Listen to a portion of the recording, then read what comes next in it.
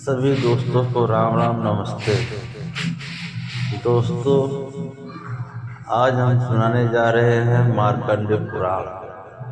दोस्तों, वीडियो को ज़्यादा देखना, कम देखने से कोई फायदा नहीं होगा। कम देखोगे, थोड़ा ज्ञान मिलेगा। पूरा देखने से पूरा ज्ञान मिलेगा। एक कथा है पिता पुत्र संवाद का आरंभ, जीव की मृत्यु तथा नरक गति का वर्णन। अब दोस्तों, कथा चालू करते हैं, सुनिए ध्यानपूर्वक।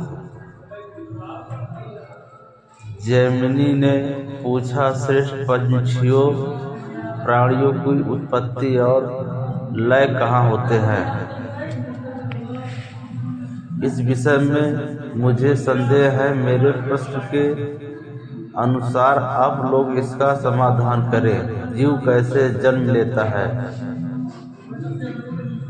कैसे मरता है और किस प्रकार गर्भ में पीड़ा सहकर माता के उदर में निवास करता है, फिर गर्भ बाहर निकलने पर वह किस प्रकार बुद्धि को प्राप्त होता है और मृत्यु काल में किस तरह चैतन्य स्वरूप के द्वारा शरीर से विलग होता है। सभी प्राणी मृत्यु के पश्चात पुण्य और पाप दोनों का फल भोगते हैं, किंतु वे पुण्य और पाप किस प्रकार अपना फल देते हैं, ये सारी बातें मुझे बताइए, जिससे मेरा सब संदेह दूर हो जाए।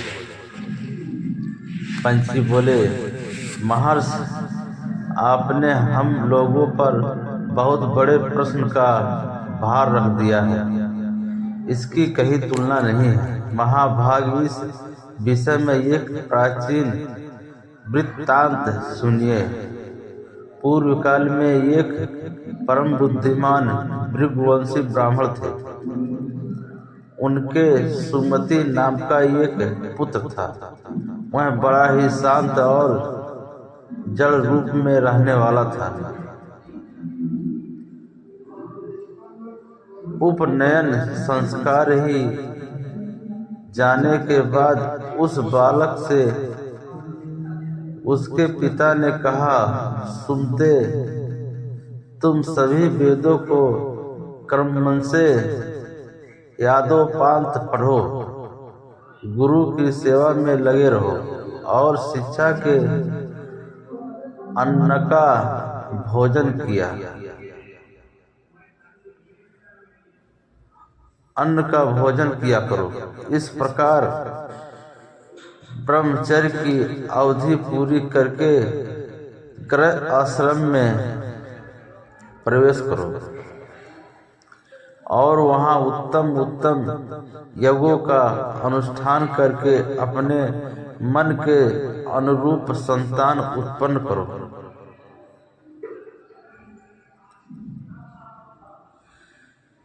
तदंतर वन की शरण लो और वानप्रस्थ के नियमों का पालन करने के पश्चात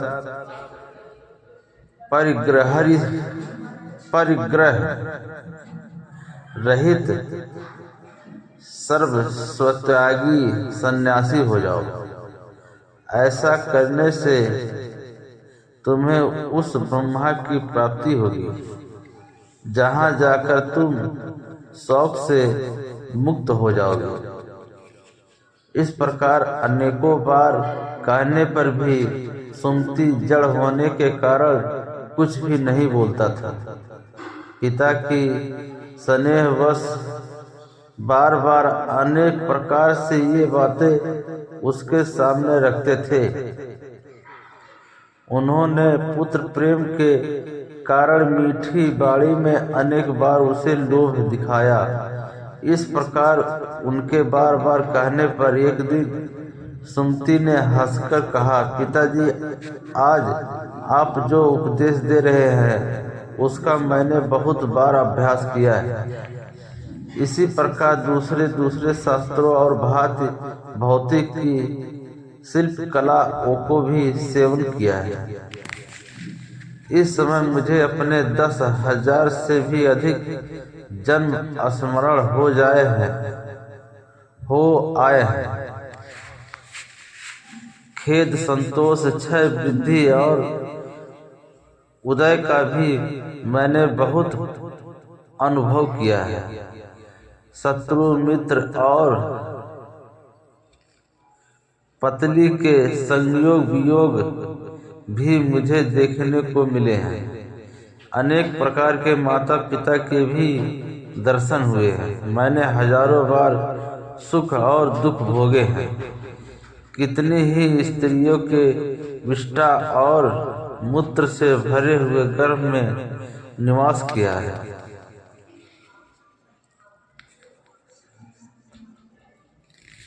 सहस्त्रों प्रकार के रोगों की भयानक पीड़ाएं सहन की है।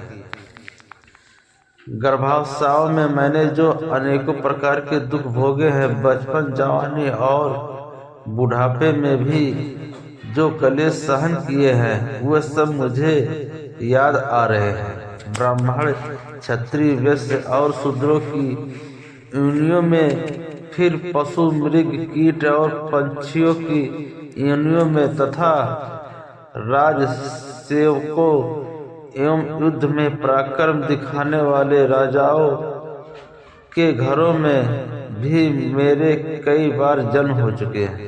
इसी तरह अब की बार आपके घर में भी मैंने जन्म लिया है। मैं बहुत बार मनुष्यों का भृत्य, दास, स्वामी, ईश्वर और दरिद्र रह चुका हूँ।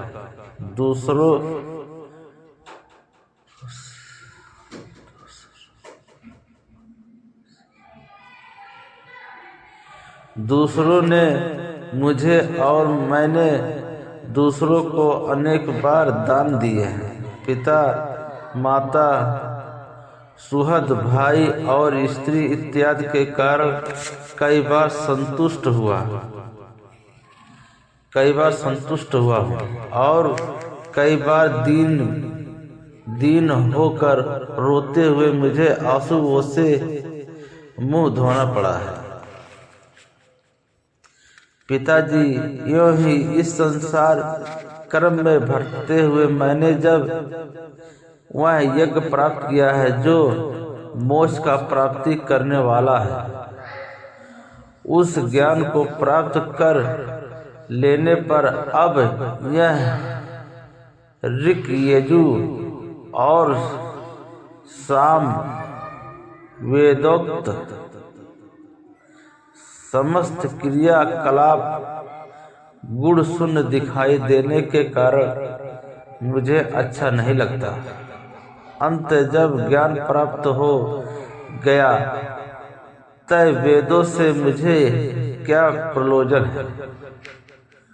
अब तो मैं गुरु, विज्ञान, परिस, निरीह एवं सदात्मा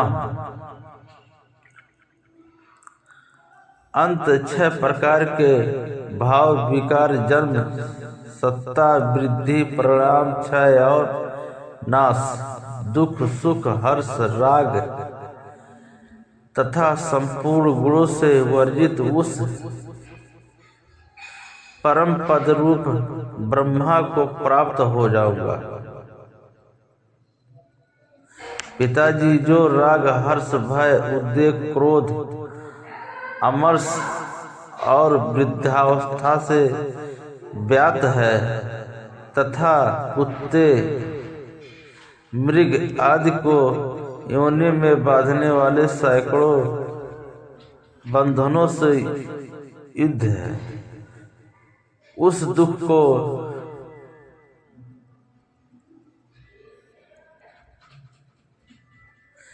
परंपरा परित्याग करके अब मैं चला जाऊंगा।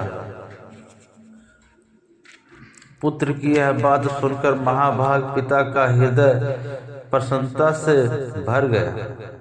उन्होंने हर्ष और विस्मय से गद्यवाणी में अपने पुत्र से कहा, बेटा तुम यह क्या कहते हो?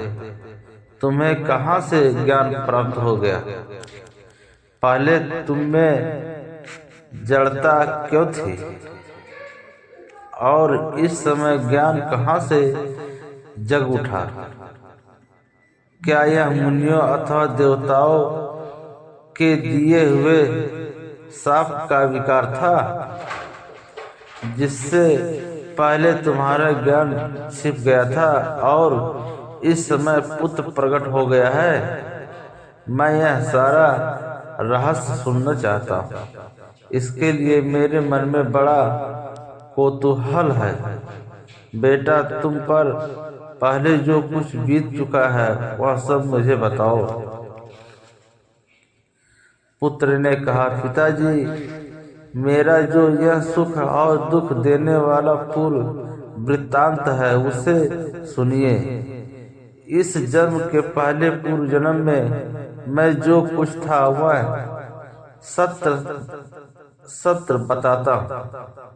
सत्य बताता।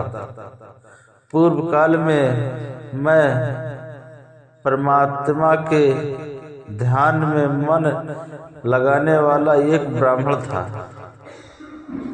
आत्मविद्या के विचारों में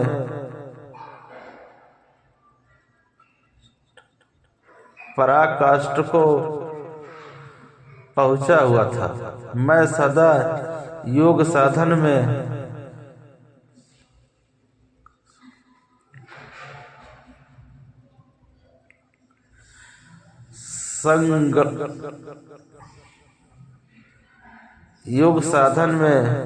लगा रहता था। निरंतर अभ्यास में लगने, सत्पुरुषों का संग करने, अपने स्वभाव से ही विचार परायण होने, तत्वमसि आदि महावाक्य की विचारने और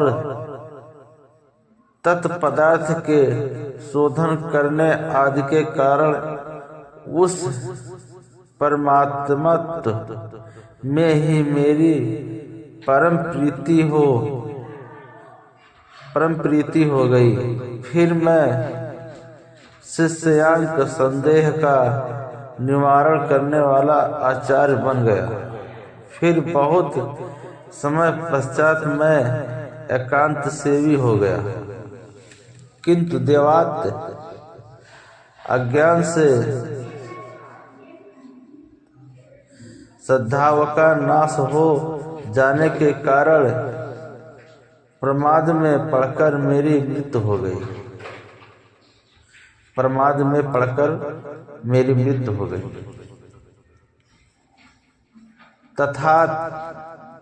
तथापि मृत्यु काल से लेकर अब तक मेरी स्मरण शक्ति का लोप नहीं हुआ। मेरे जन्मों के जितने वर्ष बीत गए हैं उन सबकी स्मृति हो आई। पिताजी, उस पूर्व जन्म के अभ्यास से ही जितेंद्र होकर अब फिर मैं वैसा ही यत्न करूंगा जिससे भविष्य में फिर मेरा जन्म न हो। मैंने जो दूसरों को ज्ञान दिया है उसी का यह फल है कि मुझे पूर्व जन्म को प्रायतों का स्मरण हो रहा है। केवल श्री धर्म कर्म कांड का सहारा लेने वाले मनुष्यों को इसकी प्राप्ति नहीं होती। अंत में इस प्रथम आश्रम से हो संन्याम धर्म का आश्रय ले एकांत सेनी हो आत्मा के उद्धार के लिए यत्न करूंगा। अंत महाभाग, आपके हृदय में जो संदेह है उसे कहिए, मैं उसका समाधान करूंगा। इतनी सी सेवा से भी आपकी प्रसन्नता का संपादन करके मैं पिता के ऋण से मुक्त हो सकूंगा। पंछी कहते हैं, तब पुत्र की बात पर श्रद्धा करते हुए पिता ने उससे वही बात पूछी जो आपने कभी संसार में जन्म ग्रहण करने के संबंध में हम लोगों से पूछी है। पुत्र ने कहा, पिताजी, जिस प्रकार मैंने तत्व का बार बार अनुभव किया है उसे बतलाता हूँ, सुनिए। वह क्षण भंग गुर संसार चक्र प्रवाह रूप से अजर है, निरंतर चलते रहने वाला है, कभी स्थिर नहीं रहता। तात आपकी आज्ञा से मैं मृत्युकाल से लेकर अब तक की सब बातों का वर्णन करता हूँ।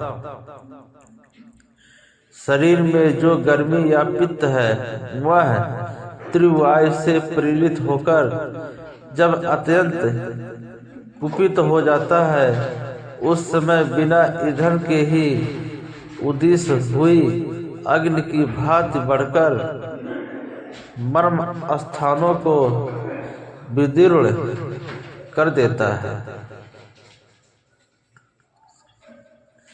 तप्त श्राद्ध उदान नामक वायु ऊपर की ओर उठता है और खाए पिए हुए अन्न जल को नीचे की ओर जाने से रोक देता है। तब अपात्य की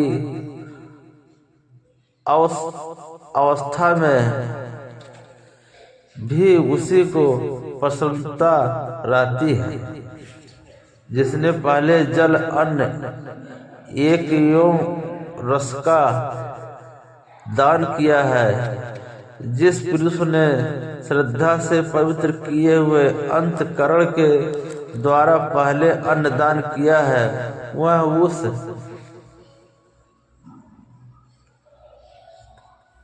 रुग्णावस्था में अन्न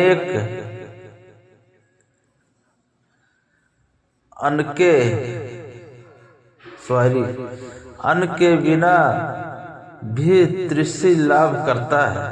जिसने कभी मिथ्या भाषण नहीं किया, दो प्रेमियों के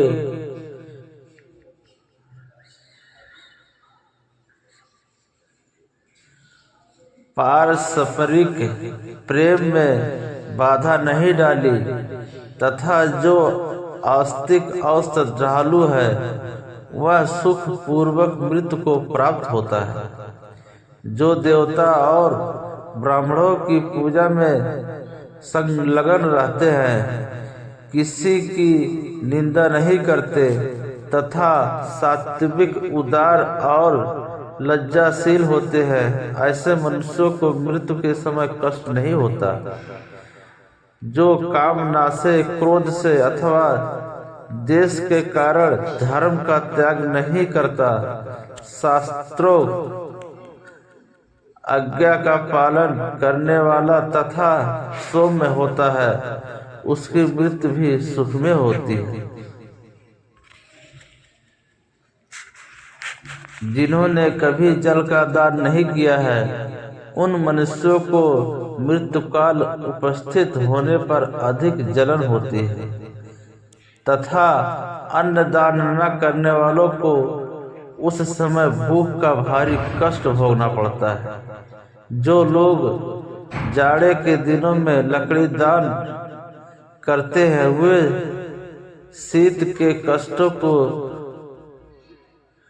जीत लेते हैं। जो चंदन दान करते हैं, वे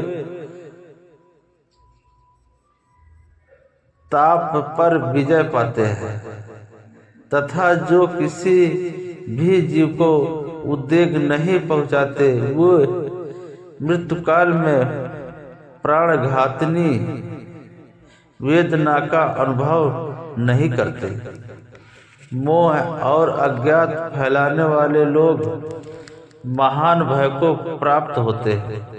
नीच मनुष्य तीव्र वेदनाओं से पीड़ित होते रहते हैं। जो झूठी गवाही देते, झूठ बोलते, बुरी बातों का उपदेश देते और वेदों की निंदा करते हैं, वे सब लोग मूर्छाग्रस्त होकर मृत्यु को प्राप्त होते हैं। ऐसे लोगों को मृत्यु के समय यमराज के दुष्ट दूत हाथों में हथौड़ी एवं मुद्रत लिए आते हैं। वे बड़े भयंकर होते हैं और उनकी गहरी दुर्गंध निकलती रहती है। उन यम दूतों पर दृष्टि पड़ते ही मनुष्य कांप उठता है और भ्राता माता तथा पुत्रों का नाम लेकर बार बार चिल्लाने लगता है। उस समय उसकी वाणी स्पष्ट समझ में नहीं आती। एक ही शब्द, एक हो आवाज सी जान पड़ती है। भय के मारे रोगी की आंखें झूमने लगती है और उसका मुख सूख जाता है। उसकी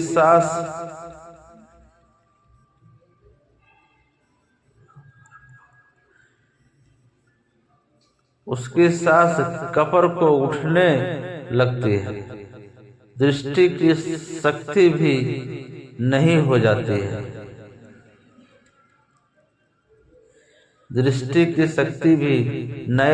है। फिर वह अत्यंत वेदना से पीड़ित होकर उस शरीर को छोड़ देता है और वायु के सहारे चलता हुआ वैसे ही दूसरे शरीर को धारण कर लेता है,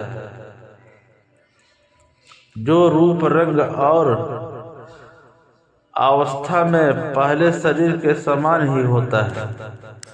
वह शरीर माता पिता के गर्भ से उत्पन्न नहीं, कर्म जनित होता है और यातना भोगने के लिए ही मिलता है।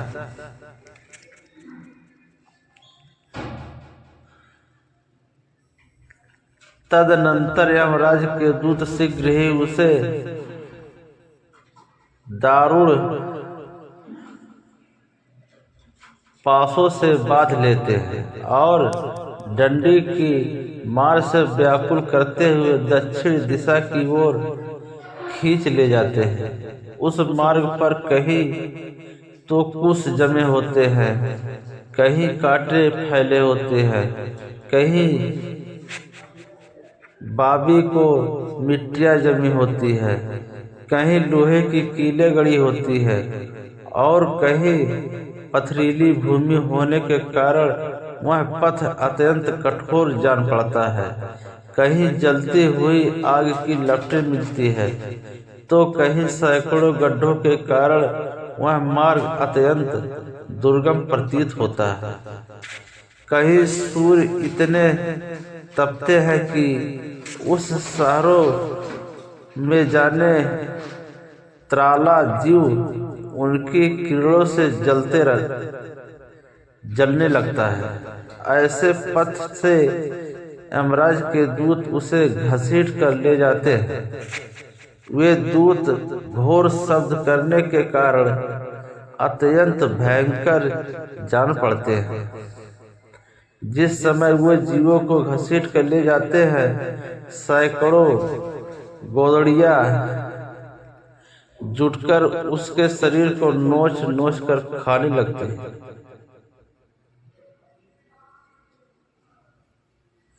पापी जिन ऐसे ही भयंकर मार्ग से यमलोक की यात्रा करते हैं,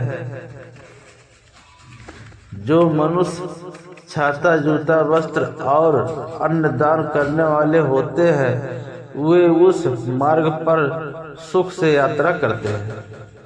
इस प्रकार अनेक प्रकार का कष्ट भोगता हुआ पाप पीड़ित जीव बेबस होकर 12 दिनों में धर्मराज के नगर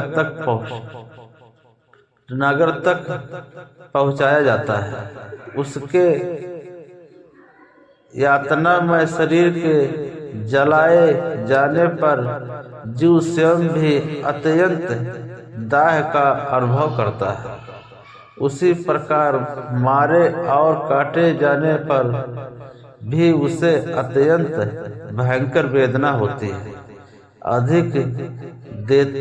अधिक देर तक जलने में भिगोए जाने के कारण भी जीव का भारी दुख उठाना पड़ता है। इस प्रकार दूसरे शरीर को प्राप्त होने पर भी उसे अपने कप के फल स्वरूप कष्ट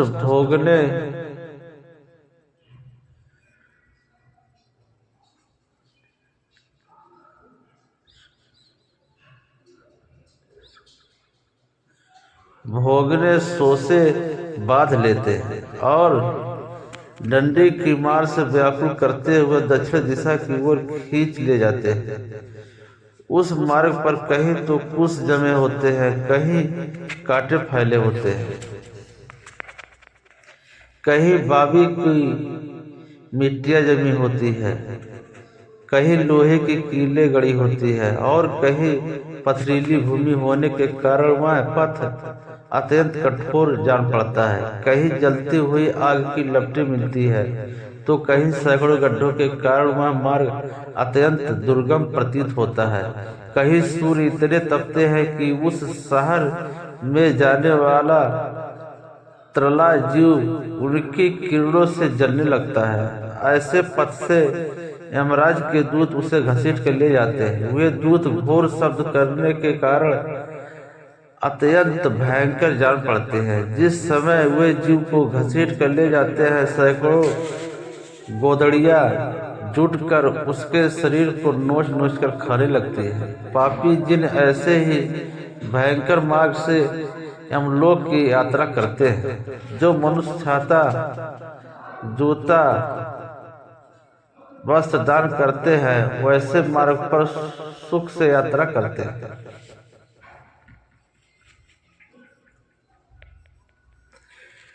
जाने पर भी उसे अत्यंत भयंकर वेदना होती है। अधिक देर तक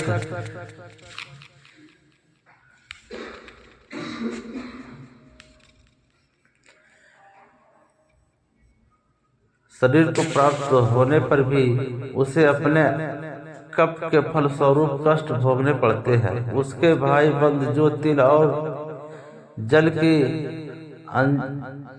अंजलि देते तथा पिंडदान करते हैं, वहीं उस मार्ग पर जाते समय उसे खाने को मिलता है।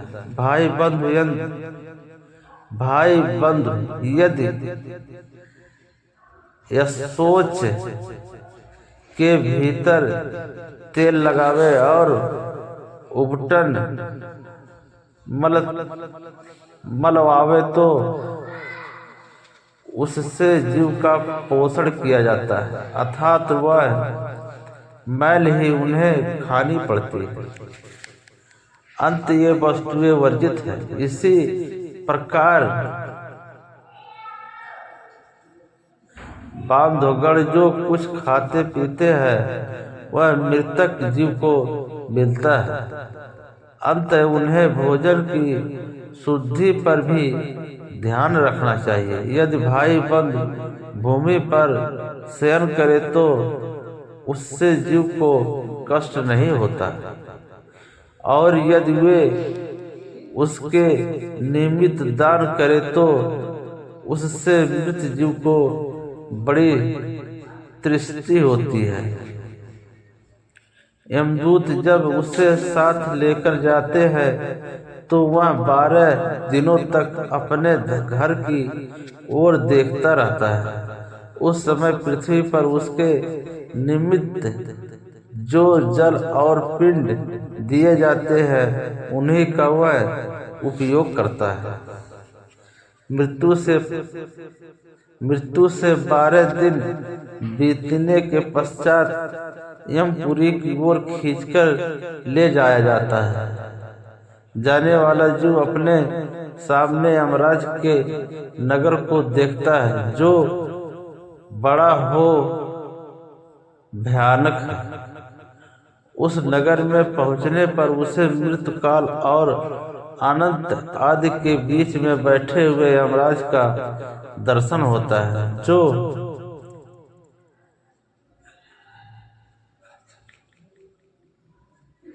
काजल राशि के समान काले हैं और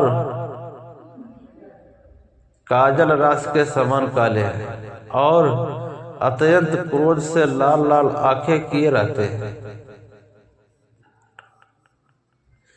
दाढ़ों के कारण उनका मुख बड़ा विकराल दिखलाई पड़ता है। दाढ़ी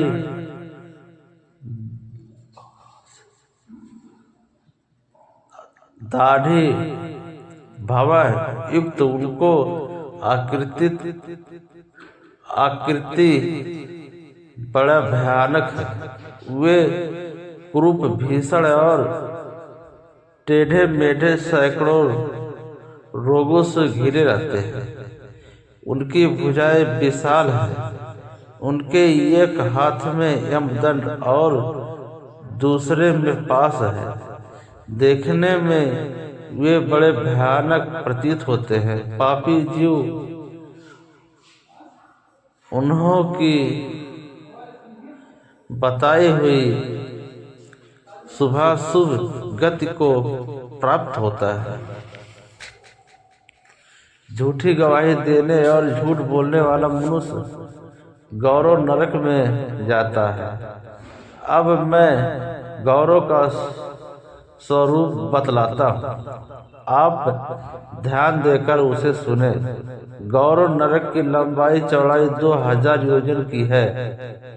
वह एक गढ़ के रूप में है, जिसकी गहराई घुटनों तक की है। वह नरक अत्यंत दुस्तर है। उसमें भूमि के वरावस्तक अंगार राशि बिछी रहती है।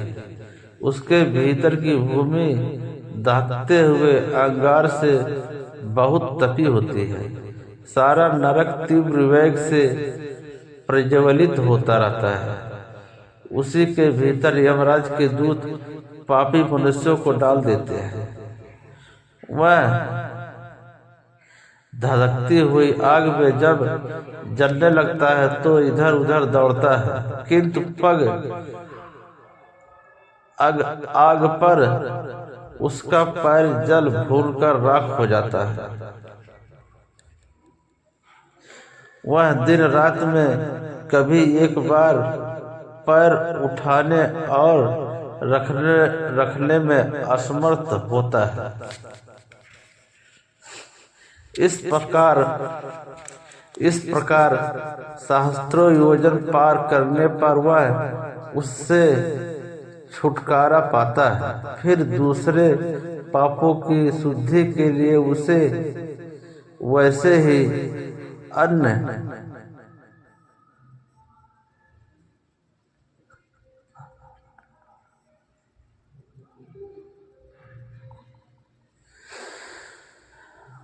परकों में जाना पड़ता है। इस प्रकार सब नरकों में यातना भोगकर निकलने के बाद पापी जीव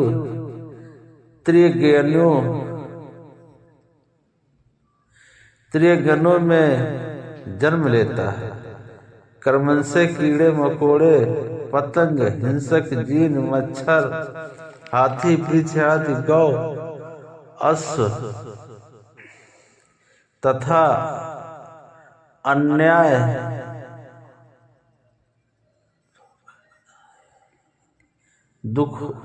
दुखदायिनी पाप योनियों में जन्म धारण करने के पश्चात वह मनुष्य योनियों में आता है।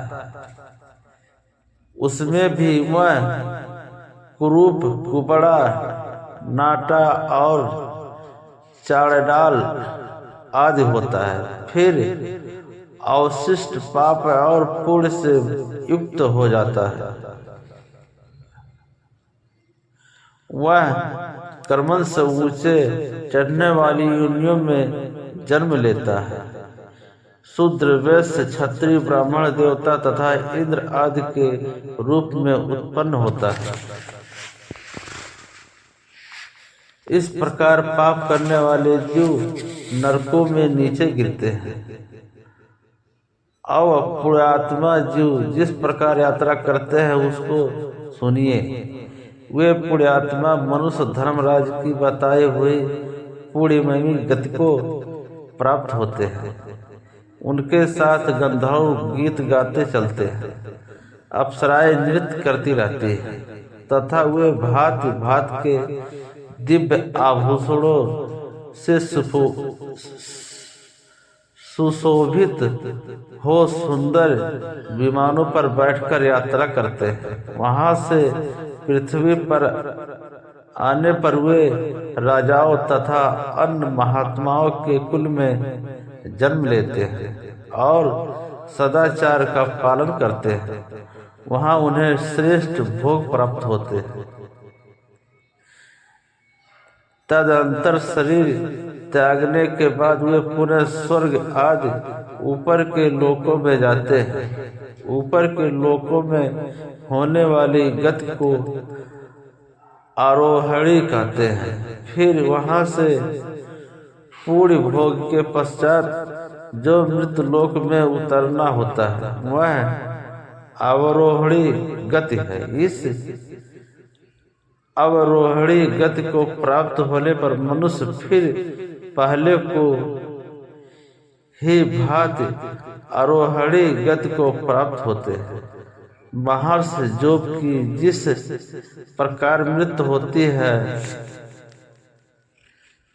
वह सब प्रसंग मैंने आपसे कह सुनाया। अब जिस तरह जीव गर्भ में आता है उस विषय का वर्णन सुनिए। दोस्तों, वीडियो यहाँ पर समाप्त होता है। जय श्री कृष्ण। दोस्तों, वीडियो पसंद आए तो लाइक, सब्सक्राइब, शेयर जरूर करें और कमेंट में बताएं वीडियो कहाँ से देख रहे हैं।